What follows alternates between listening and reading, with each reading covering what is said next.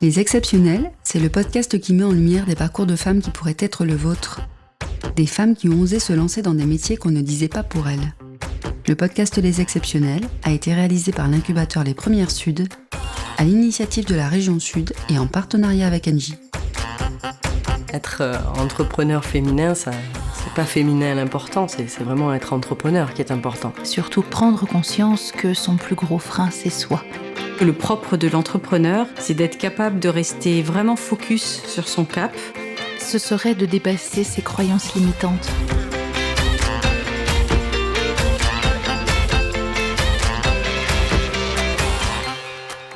À 62 ans, Corinne dirige le groupe Degometal, qui regroupe 3 sociétés, 40 personnes et représente 7 millions d'euros de chiffre d'affaires. Pourtant, l'industrie était loin d'être une évidence pour elle. Trilingue, Corinne se destinait en effet à une carrière de traductrice. Mais les rencontres et les opportunités ont donné à sa vie professionnelle une orientation imprévue.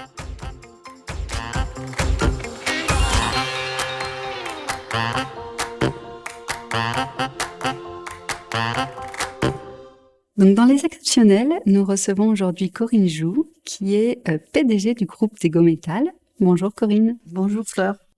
Alors bienvenue dans le podcast Les Exceptionnels. Les Exceptionnels, c'est le podcast qui présente des parcours de femmes entrepreneurs, notamment dans la région Sud, et notamment des parcours de femmes qui exercent des métiers qu'on dit des métiers d'hommes. Donc tout d'abord, merci d'avoir accepté cette invitation. Et merci d'accepter de partager votre histoire et votre expérience professionnelle. C'est mon plaisir aussi. Donc pour commencer cette interview, je vais simplement demander que tu te présentes en fait. Donc Corinne Joux, je suis effectivement à la tête d'un groupe de 3 sociétés. Donc une société de Degometal qui fait du négoce de produits métallurgiques et de produits de fixation essentiellement. Et nous avons donc 2 unités de production spécialisées dans la fabrication de rivets. Donc une société, donc les 2 sociétés Degometal et 4F, sociétés de production de rivets aveugles, sont situées sur Degometal, sur la zone industrielle. Et la société TPI, qui fabrique d'autres types de rivets, se trouve sur la région d'Angers. Donc c'est à peu près un groupe de une quarantaine de personnes pour environ 7 millions d'euros de chiffre d'affaires aujourd'hui. Et donc, je travaille dans cette entreprise depuis plus de 40 ans. Donc, peut-être, avant d'aller plus loin dans l'explication de Degometal, on va revenir peut-être à l'univers familial dans lequel tu as grandi et les études que tu as faites avant que cette histoire ne démarre. Donc, moi, je ne suis pas du tout issue d'une famille d'industriels. À la base, j'étais plutôt littéraire. J'étais intéressée par tout ce qui était la linguistique. Donc c'est vrai que j'aurais aimé exercer le métier d'interprète et de traductrice, puisque j'ai appris 3 langues étrangères. Et puis en fait, à la fin de mes études, je suis tombée par hasard sur un voisin de mes parents, qui était directeur commercial à l'époque de la société Degometal, et qui m'a dit mais nous aimerions développer notre activité sur l'exportation, et vu que je parlais plusieurs langues, c'était un avantage pour eux, et c'est comme ça en fait que je suis arrivée dans l'entreprise complètement par hasard. À la base, je me disais que c'était une première expérience par rapport au fait de rentrer dans la vie professionnelle, et puis finalement je suis toujours là. Est-ce que, du coup, tu peux nous dire quel était le poste que tu occupais quand tu es arrivé chez Degometal et quelle était exactement ta fonction, quelles étaient tes responsabilités? Donc, à la base, j'étais assistante commerciale et donc pour travailler également sur le développement de la partie exportation. Je suis rentrée à 21 ans. Je n'avais même pas commencé vraiment à chercher de travail, c'était vraiment un pur hasard. Du coup, je me suis retrouvée dans cette ambiance commerciale qui n'était pas du tout ce que j'avais prévu au départ, à traduire également des premiers documents, et puis voir un petit peu comment ça se passait, parce que c'est vrai qu'au niveau commercial, on apprend comment se passent les relations avec les clients, avec les fournisseurs. C'est un peu en transversal malgré tout au niveau de tous les services. Là-dessus, le directeur commercial qui m'avait embauché, malheureusement, est décédé très rapidement d'une crise cardiaque. Et c'est ce qui a fait que je me suis très rapidement rapprochée du PDG, qui avait besoin d'une assistante en plus. Donc, c'est comme ça qu'on a commencé à travailler de façon très assidue ensemble. Et c'est présenté le fait qu'on avait des atomes crochus, même en ayant des parcours très différents, mais bon, des activités extra professionnelles. On aimait la montagne tous les deux. Voilà, c'est des petites choses qui ont fait que rapidement, on a parlé aussi d'autres choses que de travail. Et en fait, cette personne, ça a été mon Pygmalion. Et c'est quelqu'un qui est devenu mon mari et qui m'a toujours poussée pour avancer, en fait. En fait, on a commencé à se connaître personnellement au bout de 6 mois, à vivre ensemble au bout de 2 ans. Et puis, malheureusement, il nous a quittés il y a une vingtaine d'années, mais on a vécu ensemble pendant 20 ans. Et voilà, quoi, ça a été vraiment une rencontre. Et je pense que dans la vie, ce qui peut changer les choses, ce sont les rencontres.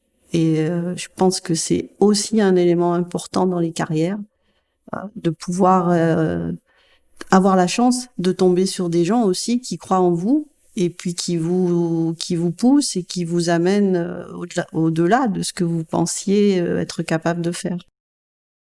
Alors ton mari, tu travailles donc avec lui au quotidien, tu es déjà monté en responsabilité et pris plusieurs postes. Tu disais tout à l'heure, c'est mon Pygmalion.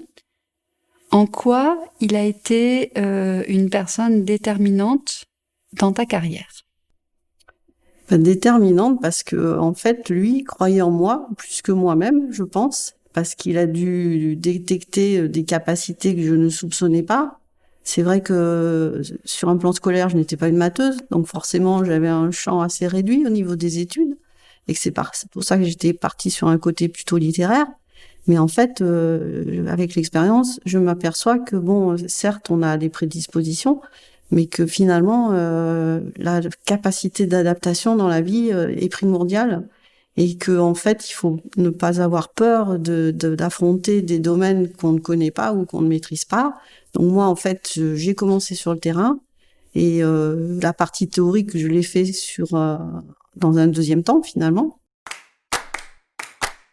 C'était quelqu'un qui était du style à me dire un jour, j'ai racheté une petite société de mécanique, je t'ai mis gérante, il faut tout gérer de A à Z. Moi, je n'avais jamais fait ni gestion, ni comptabilité, ni rien du tout. Et en fait, là, ça a été mon premier pied dans la gestion. Donc, la compta, pour moi, c'était des chiffres, donc forcément pas pour moi. Mais en fait, je me suis aperçue que même si on n'est pas des matheux, on peut quand même bien se débrouiller. Et voilà, après, ça a été, il faut aller à l'usine parce qu'il y a un souci. Donc, du jour au lendemain, je me suis retrouvée d'un service commercial de ce poste de gérante à côté à aller intégrer un poste de responsable au niveau de l'organisation de la production.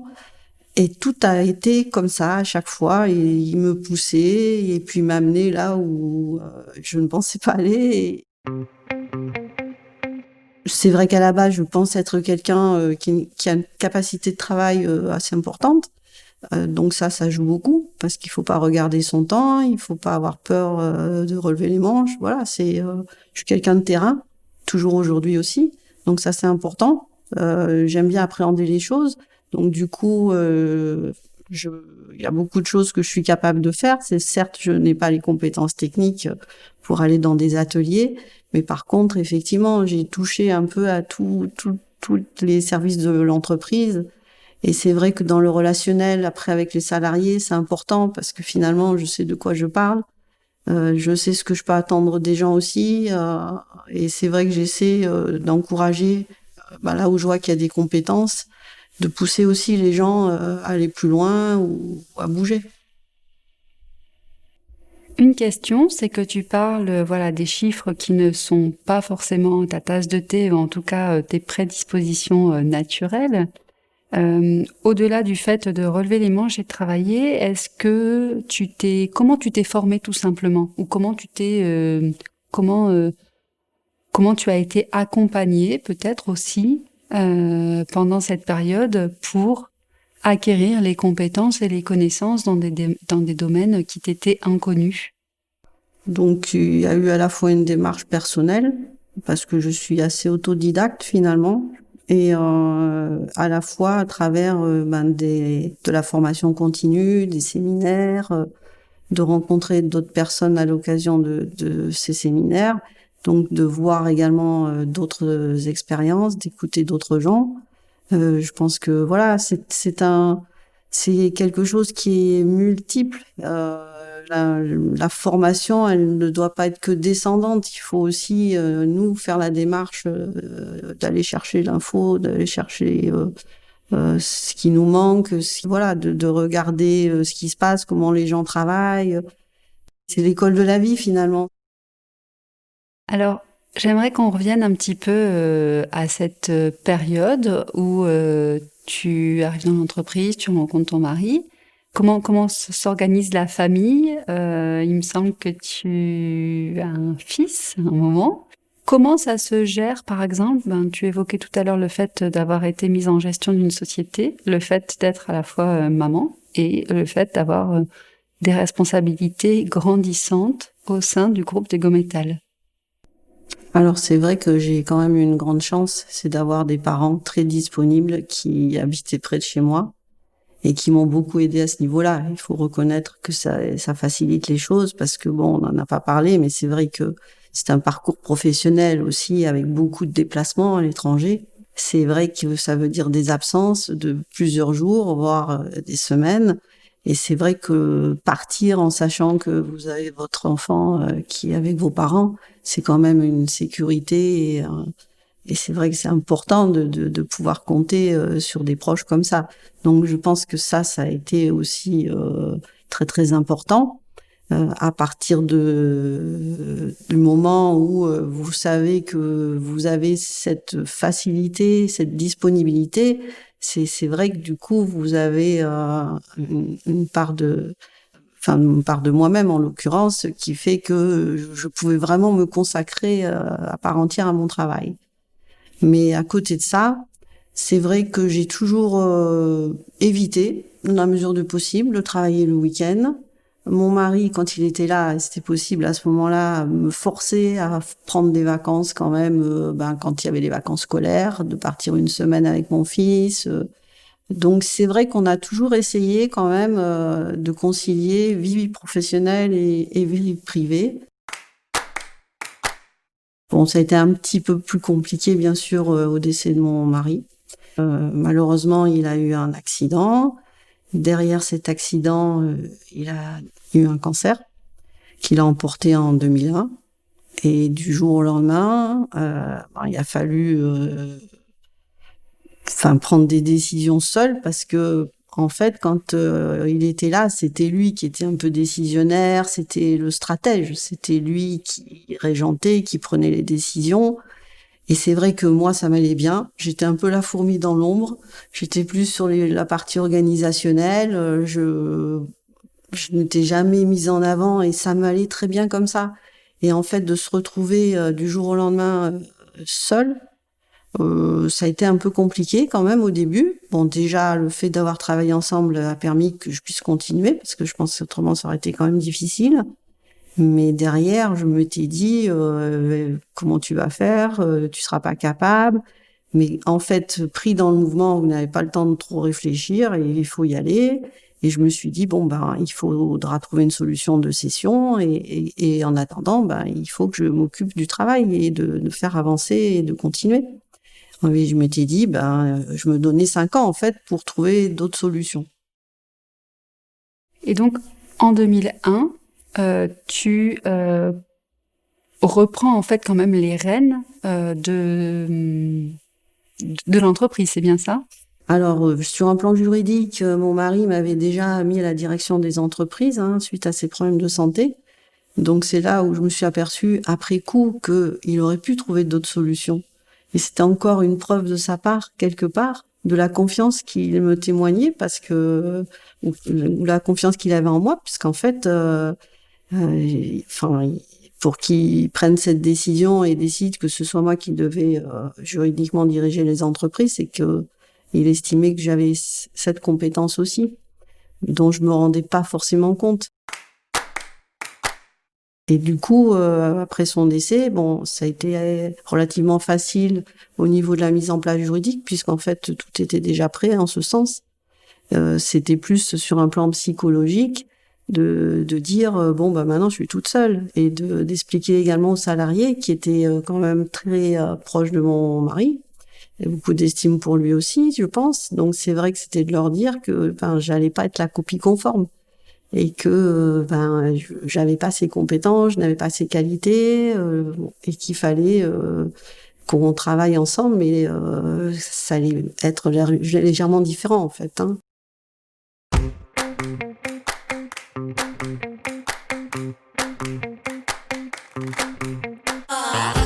Vous avez découvert aujourd'hui le parcours de Corinne avant qu'elle ne prenne la direction du groupe de Go-Métal.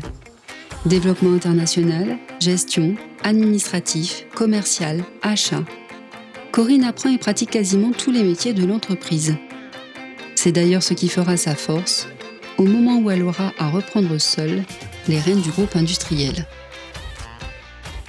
Ce podcast a été réalisé par l'incubateur Les Premières Sud, à l'initiative de la région Sud et en partenariat avec Engie.